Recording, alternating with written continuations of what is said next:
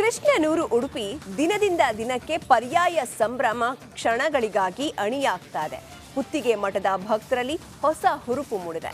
ನಗರದ ಉದ್ದಗಲಕ್ಕೂ ವಿಶಿಷ್ಟ ಸ್ವಾಗತ ಗೋಪುರಗಳು ಎದ್ದು ನಿಂತಿದೆ. ಪರ್ಯಾಯ ಅವಧಿ ಕಾಲದಲ್ಲಿ ಹೊಸ ಯೋಜನೆ ಜಾರಿಗೆ ಪುತ್ತಿಗೆ ಮಠದ ಸುಗುಣೇಂದ್ರ ತೀರ್ಥರು ಚಿಂತನೆ ನಡೆಸಿದ್ದಾರೆ. ಆ ಕುರಿತ ರಿಪೋರ್ಟ್ ಇಲ್ಲಿದೆ.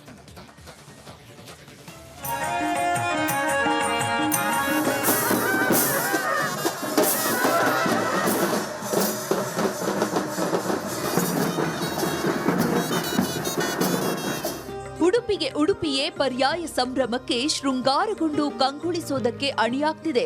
ಉಡುಪಿ ನಗರದಲ್ಲಿ ಅಲಂಕಾರ, ಸ್ವಾಗತ ಕಮಾನು ನಿರ್ಮಾಣ ಕಾರ್ಯ ಭರದಿಂದ ಸಾಗ್ತಿದೆ.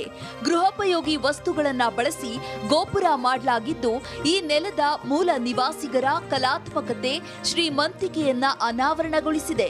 ಪರಿಸರ ಸ್ನೇಹಿ ಕಮಾನಿಗಾಗಿ ತೆಮೆ ಬಿದಿರು, ಬೇಲಿ ಕೋಲುಗಳನ್ನ ಬಳಸಿ ಬುಟ್ಟಿ, ಪಾತಕೆ, ನೇತಾಡುವ ಬುಟ್ಟಿಯನ್ನ ತಯಾರಿಸಿ ಅಲಂಕಾರ ಮಾಡಲಾಗಿದೆ. 5 ದಿನಗಳಿಂದ ನಡೆಯುತ್ತಿದ್ದು ಪರಿಸರ ಸ್ನೇಹಿ ಕಮಾನುಗಳು ಜನಮನ ಸೆಳೆಯುತ್ತಿವೆ. ಈಗಾಗಲೇ ಸುಗುಣೇಂದ್ರ ತೀರ್ಥರ ಪುರಪ್ರವೇಶ ಮುಗಿದಿದ್ದು, ಸರ್ವಜ್ಞ ಪೀಠ ಆರೋಹಣ ಮಾಡುವ ಯತಿಗಳಿಗೆ ಗೌರವ ಸನ್ಮಾನಗಳು ನಡೆಯುತ್ತಿವೆ. ಭಕ್ತರು ತಮ್ಮ ಮನೆ, ದೇವಾಲಯ ಹಾಗೂ ಸಂಘ ಸಂಸ್ಥೆಗಳಿಗೆ ಸ್ವಾಮೀಜಿಯನ್ನ ಬರಮಾಡಿಕೊಂಡು ಪಾದಪೂಜೆ ಮಾಡ್ತಿದ್ದಾರೆ. ಸರ್ವಜ್ಞ ಪೀಠಾರೋಹಣದ ನಂತರ 2 ವರ್ಷಗಳ ಕಾಲ ಕೃಷ್ಣ ಮಠವನ್ನ ಬಿಟ್ಟು ಎಲ್ಲಿಗೂ ಹೋಗುವಂತಿಲ್ಲ.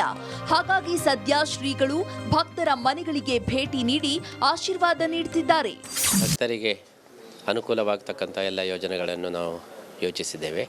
ಮುಖ್ಯವಾಗಿ ದರ್ಶನದ್ದು, ಅದೇ ರೀತಿ ಪ್ರಸಾದದ್ದು, ಆಮೇಲೆ ಸ್ವಚ್ಛತೆ, ಇದರ ಬಗ್ಗೆ ಹೆಚ್ಚು ಗಮನ ಕೊಡಬೇಕು ಅಂತ. ಅದರ ಜೊತೆಗೆ ಬಂದವರಿಗೆ ದೇವರ ದರ್ಶನ, ಭಕ್ತಿ ಉತ್ಸವಗಳ ಜೊತೆಗೆ ಅವರಿಗೆ ಬೇಕಾದಂತಹ ಒಂದು ಸಂವಾದದ ಕಾರ್ಯಕ್ರಮ, ಅವರಿಗೆ ಏನಾದರೂ ತಿಳ್ಕೊಳ್ಳಿಕ್ಕೆ ಅಪೇಕ್ಷೆ ಇದ್ದರೆ ಅದರ ಪ್ರಶ್ನೆಗಳಿಗೆಲ್ಲ ಉತ್ತರ ಕೊಡತಕ್ಕಂತಹ ಒಂದು ರೀತಿಯ.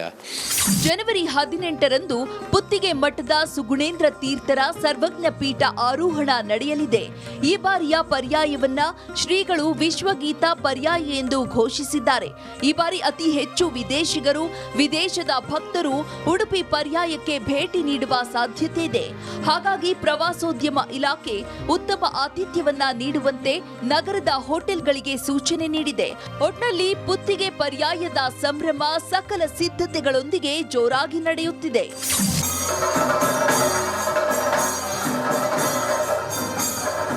ಕಮಾನ ಅಥವಾ ದ್ವಾರದ ರೂಪದಲ್ಲಿ ರಚನೆ ಮಾಡುವ ಒಂದು ರೀತಿಯಲ್ಲಿ ವಿಶಿಷ್ಟವಾಗಿ ಇದು ಉಡುಪಿ ನಗರಕ್ಕೆ ಒಂದು ರೀತಿಯಲ್ಲಿ ಹೆಚ್ಚಿನ ಶೋಭೆಯನ್ನು ತಂದಿದೆ ಅಂತ ಹೇಳ್ಬೋದು. ಕ್ಯಾಮರಾ ಪರ್ಸನ್ ಅಂಕಿತ್ ಜೊತೆಗೆ ಹರೀಶ್ ಪಾಲೇಚರ್, ರಿಪಬ್ಲಿಕ್ ಕನ್ನಡ, ಉಡುಪಿ.